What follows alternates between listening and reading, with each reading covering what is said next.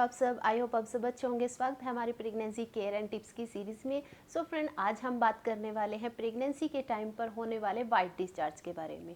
Pregnancy के time पर अगर आपको भी वाइट डिस्चार्ज की प्रॉब्लम होती है तो इस प्रॉब्लम को लेकर आप घबराए नहीं, बल्कि इसके लिए कुछ बातें जानें और उन बातों का ख्याल रखें। सबसे पहले आज हम डिस्कस करेंगे कि यह होता क्यों है और कब यह नॉर्मल होता है और कब यह नॉर्मल नहीं होता, और हमें इसके लिए कब सावधानियां बरतनी चाहिए और कब हमें डॉक्टर के पास जाना चाहिए। तो चलिए स्टार्ट करते हैं। सबसे पहले जैसे ही हमारे प्रेगनेंसी का टाइम स्टार्ट होता है तो हमारे जो 9 मंथ होते हैं उन समय में हमें वाइट डिस्चार्ज की जो समस्या है वो होती है। जैसे ही प्रेगनेंसी का टाइम जैसे खुशी और उत्साह से भरा हुआ होता है, उसी प्रकार से बहुत सारी कन्फ्यूज़न और हमारे जैसे कि चिंताएं और डर से भी भरा हुआ होता है। लेकिन हमें इसमें हिम्मत नहीं हारनी चाहिए और अपने आप को स्ट्रॉन्ग बनाना चाहिए। तो चलिए अब हम बात करते हैं कि प्रेगनेंसी के टाइम पर हमारे वेजाइना से वाइट डिस्चार्ज क्यों होता है। जब हमारे शरीर में एस्ट्रोजन नामक हार्मोन का लेवल बढ़ जाता है तो उससे हमारा वाइट डिस्चार्ज है जो वो होना स्टार्ट हो जाता है। और दूसरा कारण होता है कि जब महिला प्रेग्नेंट होती है तो उसके बाद उसके जो सर्विक्स होता है उसमें कुछ बदलाव आ जाता है, जिसकी वजह से भी हमें जैसे कि वाइट डिस्चार्ज होता है। जैसे जैसे हमारी प्रेगनेंसी बढ़ती है, हमारी ड्यू डेट है जो कि नज़दीक आ जाती है, तो उस टाइम पर जो सर्विक्स होता है और साथ ही विजाइना की जो दीवारें होती हैं वो बहुत ज़्यादा सॉफ्ट हो जाती हैं। साथ ही जैसे कि जो हमारी ड्यू डेट होती है तो उस टाइम पर बेबी की जो पोजीशन होती है वो भी चेंज हो जाती है और वो बेबी का जो हेड होता है वो डाउन की तरफ यानी कि सर्विक्स की तरफ आ जाता है, और उसके बाद जो आसपास की जैसे कि सर्विक्स की जो दीवारें होती हैं उसके ऊपर प्रेशर पड़ता है, जिसकी वजह से भी हमें वाइट डिस्चार्ज की प्रॉब्लम है जो कि वो होती है। मोस्टली हमें यह पूरी प्रेगनेंसी के टाइम पर रहती है, लेकिन हमें इस बात का ध्यान रखना चाहिए कि यह नॉर्मल भी है। लेकिन अगर आपको कुछ लक्षण दिखे जैसे कि मैं आगे आपको बताऊंगी, तो ये हमें नॉर्मल नहीं लेने चाहिए, बल्कि अगर आपको ये लक्षण दिखते हैं तो आपको तुरंत डॉक्टर से सलाह लेनी चाहिए और ट्रीटमेंट लेना चाहिए।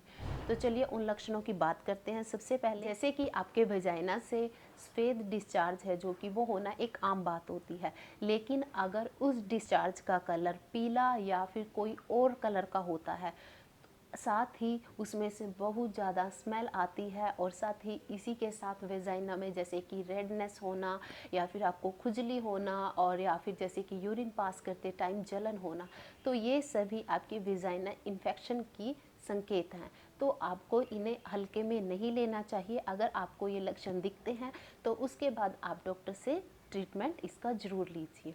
नेक्स्ट और क्या होता है, जैसे कि जो हमारा डिस्चार्ज होता है वो मोस्टली वाइट कलर का होता है, लेकिन अगर आपका जैसे कि जो डिस्चार्ज है ज़्यादा थिक आने लग जाता है, नॉर्मल है हमें जो डिस्चार्ज होता है वो बिल्कुल पतला और थोड़ी सी स्मेल है जो कि वो उसमें से आती है, लेकिन अगर वो थिक आने लगे और उसमें से बहुत ज़्यादा स्मेल है जो कि वो आने लगे, ज़्यादा क्वांटिटी में है जो कि वो आने लगे, तो इसका मतलब भी है कि यह एक गंभीर समस्या है। तो आपको उस टाइम पर भी डॉक्टर से सलाह लेनी चाहिए। और इसके बाद हम बात कर लेते हैं कुछ सावधानियां कि हमें क्या क्या सावधानियां बरतनी चाहिए।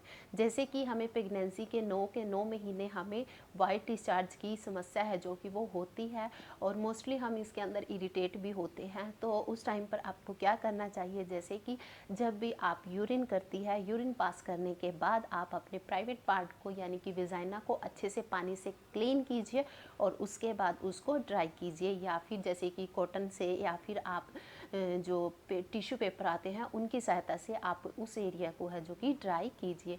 अगर आपका वहाँ का एरिया वेट रहेगा तो उससे आपके जैसे कि बैक्टीरिया या फंगल होने के जो चांसेस है वो ज़्यादा बढ़ जाते हैं, और जो कि मोस्टली एक गंभीर समस्या है जो कि वो बन सकती है। और इसके बाद आपको और क्या करना चाहिए, जैसे कि आप अपने यूरिन को होल्ड करके ना रखें। जब भी आपको यूरिन आता है आप उसे तभी पास कीजिए, क्योंकि अगर आप उसको होल्ड करके रखेंगे तो आपके जैसे कि जो बैक्टीरिया होते हैं उसके अंदर और भी उन्हें पनपने का टाइम मिल जाता है, और इससे इन्फेक्शन का डर है जो कि और भी ज़्यादा बन जाता है। इसी के साथ ही आप कॉटन की अंडरगारमेंट यूज़ कीजिए और सिंथेटिक अवॉइड कीजिए, क्योंकि सिंथेटिक की वजह से रैशेस वगैरह की प्रॉब्लम हो जाती है। सो फ्रेंड, आज के लिए इतना ही। मैंने इस वीडियो के अंदर इतनी अच्छी और यूज़फुल इंफॉर्मेशन दी है, और आप भी जैसे मैंने इसके अंदर सावधानियाँ बताई हैं तो आप उनको ज़रूर फॉलो कीजिए। और जो भी लक्षण बताएं, अगर आपको भी वो लक्षण दिखते हैं तो आप डॉक्टर से तुरंत सलाह लीजिए और अपना ट्रीटमेंट कराइए। सो फ्रेंड, आज के लिए इतना ही। Thank you for watching my video.